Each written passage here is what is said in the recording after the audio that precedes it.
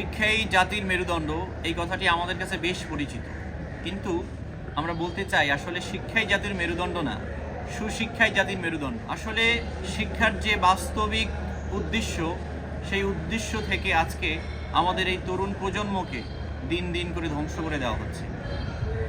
এখন হচ্ছে আমাদের বছরের একেবারে শেষ দিন, সামনে জানুয়ারি মাস শুরু হবে। আমাদের পরিবারগুলো স্বপ্ন দেখতেছে তাদের সন্তানদেরকে ভালোভাবে পড়াশোনা করাবে, শিক্ষায় শিক্ষিত করবে এবং আদর্শ মানুষ হিসাবে সমাজে প্রতিষ্ঠিত করবে। কিন্তু সবচেয়ে দুঃখজনক হলেও সত্য, আজকে আমাদের প্রতিষ্ঠানগুলোতে আমাদের মানসম্মত শিক্ষা থেকে আমরা বঞ্চিত। একটি প্রজন্মকে যদি শিক্ষিত করতে হয়, যে যে দিকগুলো থাকা দরকার সেই দিকগুলো আজকে আমরা প্রতিষ্ঠানগুলোতে পাচ্ছি না। দিন দিন কেন যেন শিক্ষা ষড়যন্ত্রের মধ্যে আমাদের এই তরুণ প্রজন্ম হাবুডুবু খাচ্ছে এবং হতাশার মধ্যে ভুগছে। সম্মানিত দর্শক, তো আমি বিশেষ করে আমাদের অভিভাবকদেরকে বলবো, অনেকেই ইতিমধ্যে ভর্তি করিয়েছেন তাদের সন্তানকে, অথবা অনেকে প্ল্যান করেছেন আমরা আমাদের জানুয়ারির দিক থেকেই আমাদের সন্তানদেরকে ভালো একটা প্রতিষ্ঠানে আমরা ভর্তি করাবো। কিন্তু এখানে আমাদের পরিবারের মধ্যে আমাদের অভিভাবকের যে কিছু দায়িত্ব আছে, সেই দায়িত্ব থেকে আমরা গাফেল। আমি যদি বলতে চাই তাহলে পরিবারের উদ্দেশ্যে সর্বপ্রথম বলবো, আপনাদের লক্ষ্যটা আগে স্থির করুন। আপনাদের লক্ষ্যটা কি? আপনাদের সন্তানকে আসলে কি বানাতে চান, কি হিসাবে তৈরি করতে চান, কেমন দেখতে চান? এই লক্ষ্যটা যদি আপনি সর্বপ্রথম স্থির করতে পারেন, তাহলে আপনার আগামীর যে চিন্তা এবং ভাবনা সেটা কিন্তু আপনি খুব সহজেই বাস্তবায়ন করতে পারবেন।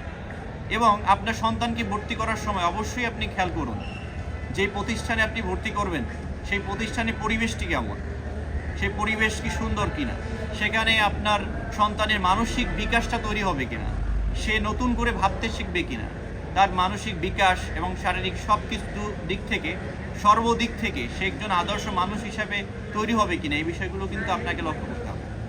এবং একজন মুসলিম হিসাবে আপনাকে অবশ্যই এই বিষয়টা মাথায় রাখতে হবে যে আপনার আগে আপনার সন্তানকে সর্বপ্রথম ধর্মীয় শিক্ষা দিতে হবে। আপনার সন্তানের মধ্যে যদি ধর্মীয় শিক্ষা না থাকে, সে যদি আল্লাহ, রাসূল এবং ইসলাম সম্পর্কে বেসিক ধারণাটা না পায়, তাহলে সে তার যে লক্ষ্য, তার জীবনের যে উদ্দেশ্য, সেটা কিন্তু বাস্তবিকভাবে দেখতে পারবে না। আমাদেরকে অবশ্যই মাথায় রাখতে হবে, আমরা কিন্তু এই কথা বলছি না যে আপনার সন্তানকে আপনি ডাক্তার বানাবেন না, ইঞ্জিনিয়ার বানাবেন না। না, আপনি অবশ্যই আপনার সন্তানকে ডাক্তার বানাতে পারেন, ইঞ্জিনিয়ার বানাতে পারেন, অনেক বড় কিছু বানাতে পারেন, কিন্তু এটা ইসলাম সমর্থন করে। কিন্তু অবশ্যই আপনার সন্তানকে ধর্মীয় শিক্ষা শিক্ষিত করতে হবে। এই জন্য আমি আপনাদেরকে বিশেষভাবে আজকে একটি পরামর্শ দিতে চাই, যেহেতু বছরের শুরু, এখন আপনাদের সন্তানকে ভর্তি করাবেন, অতএব ভালো করে যাচাই বাছাই করে তারপরে আপনার সন্তানকে ভর্তি করাবেন। কারণ আপনি অবশ্যই মাথায় রাখবেন, আপনার প্রকৃত সম্পদ, সবচেয়ে গুরুত্বপূর্ণ সম্পদ হচ্ছে আপনার সন্তান। অতএব এই সন্তানকে যদি আপনি ভালো পথে পরিচালনা করতে পারেন, তাহলে আপনার জীবন সার্থক। অতএব এই বিষয়টা অবশ্যই মাথায় রেখে আপনি বাকি কাজগুলো করুন। ধন্যবাদ সবাইকে। জাযাকাল্লাহ খাইরান। আসসালামু আলাইকুম।